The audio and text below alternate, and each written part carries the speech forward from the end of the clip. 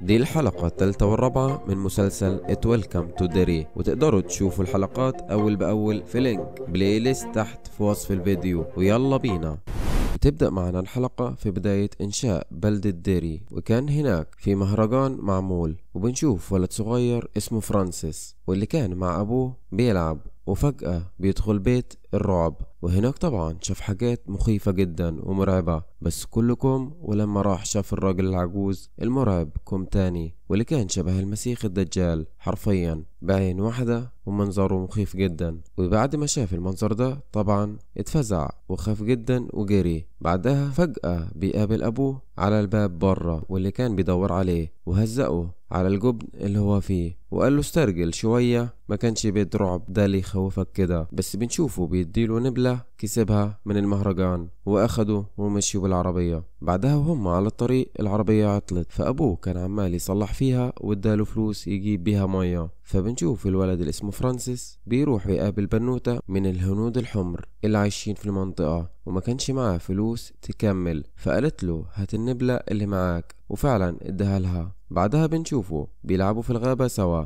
وفجأة دخل فرانسيس الغابة، وفجأة بيطلع له العجوز هناك. وطبعا فرانسيس كان مرعوب جدا وهرب على طول. فبنشوف الكائن الغريب ده بيجري وراه، ولما قرب انه يمسك فرانسيس بنلاقي البنوتة بتدافع عنه وبتضربه بالنبلة في عينه التانية وبتعميه خالص. بعدها بنروح بالزمن لمدرسة ديري الثانوية مع روني اللي كانت رايحة الخزنة بتاعتها، بس العيال اللي في المدرسة بيتنمروا عليها بسبب ان ابوها واللي اسمه هانك متهم في قتل الولاد في السينما واللي شغال فيها. بعدها وهي بتمسح ايدها في الحمام بتيجي ليلي تساعدها، بس روني بتبقى متضايقة منها جدا لانها ما اعترفتش باللي حصل في السينما وحطت ابوها في السجن. فطبعا ليلي بتقرر تساعدها، وانهم يلاقوا دليل ولقوا طريقة يقدروا يثبتوا الادلة والاشباح اللي بتجي لهم دي، ويطلعوا ابو روني من السجن. والفكرة انهم يجيبوا كاميرا ويصوروا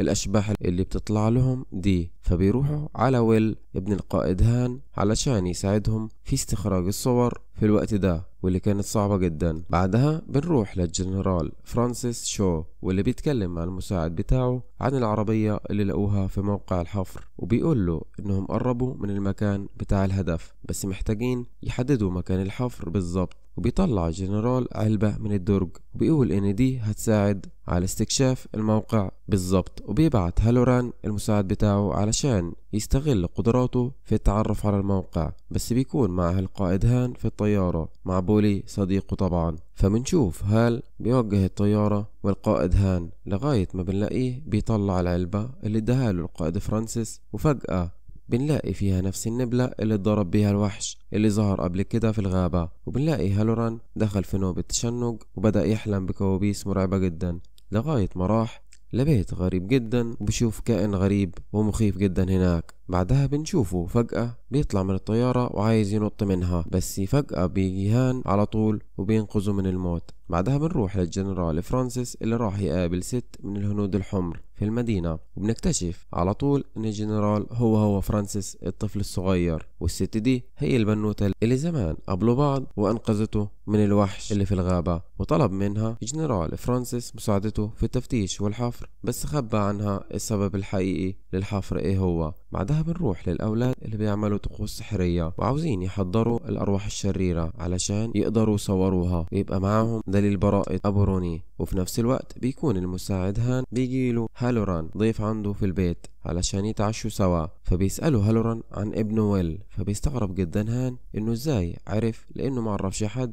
انه عنده ابن، واكتشف انه هو واحد من اللي هجموا عليه لما كان نايم في المعسكر وبيختبروه، وانه اكيد شاف الصور بتاعت عيلته اللي معلقها هناك. بعدها بنرجع للولاد اللي زهقوا من الطقوس السحرية وانها فاشلة ومفيش نتيجة منها. فبنلاقي روني بتاخد بعضها وبتمشي بالعجلة ومتضايقة جدا لان محدش مصدقها، وبتلحقها ليلي اللي بتهديها. بس بعدها بنكتشف ان التعويذة اشتغلت فعلا، وبدأ فعلا حاجات مرعبة تحصل وعفاريت بتظهر فجأة قدامهم. وطلعت ليلي الكاميرا وبدأت تصور فيهم، وبعدها كلهم بدأوا يصوروا وبتقع الكاميرا منهم. فويل حاول يلحق الكاميرا وبيقع معاها، وحاول ينجو، بس فجأة طلع له كائن غريب ومخيف جدا. وبنشوف ويل بياخد صورة ليه فجأة، بس بعدها بنشوف ويل بيطلع ليهم وبيطمنهم ويكملوا يروح للمدرسة الثانوية علشان يستخرجوا الصور اللي صوروها دي. وفجأة فعلا بيلاقوا الأشباح بتظهر في الصور، بس المفاجأة الكبيرة جدا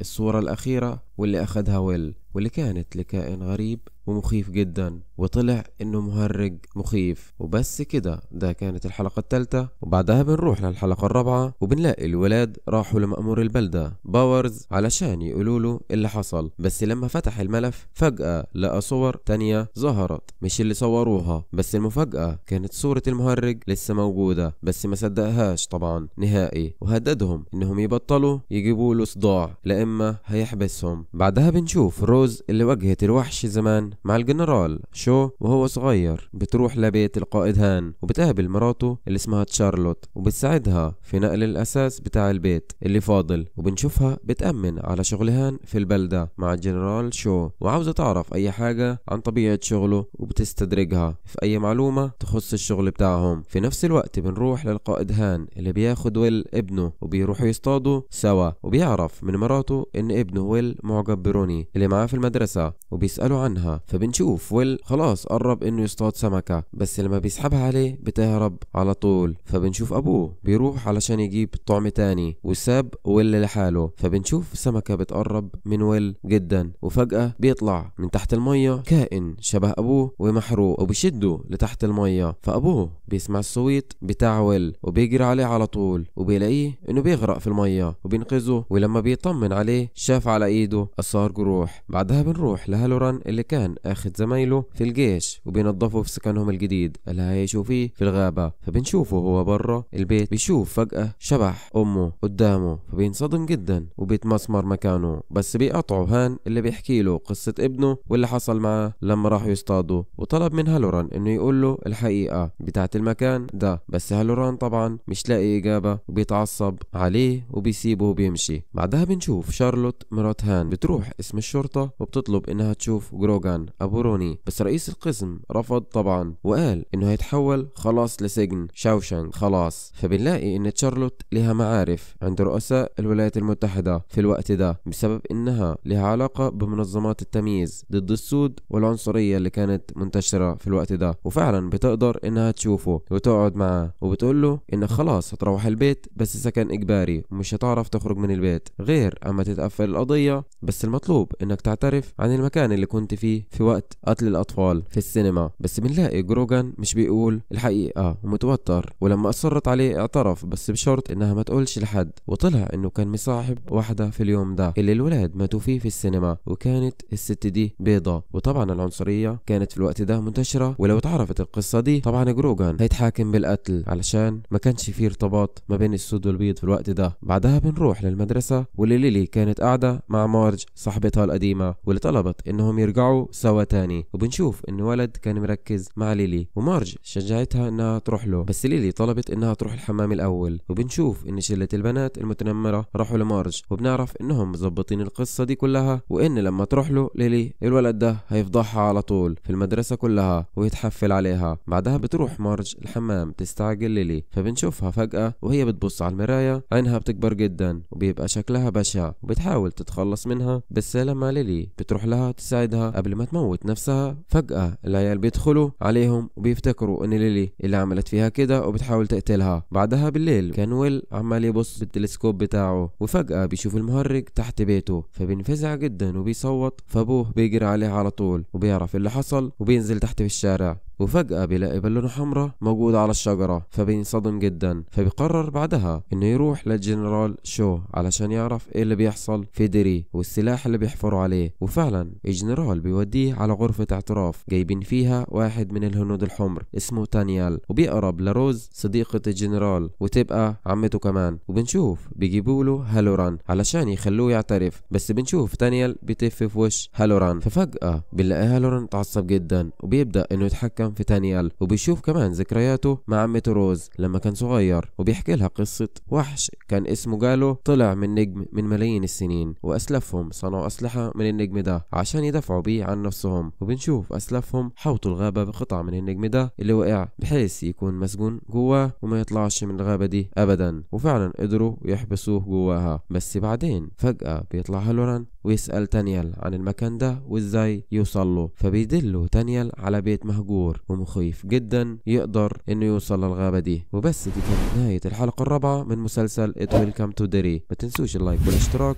وتقولوا رأيكم في التعليقات، وتقدروا تشوفوا باقي الحلقات في بلاي ليست على الشاشة دلوقتي، وقائمة هتنزل فيها الحلقات أول بأول، ولينك تحت في وصف الفيديو كمان. وبس كده، سلام.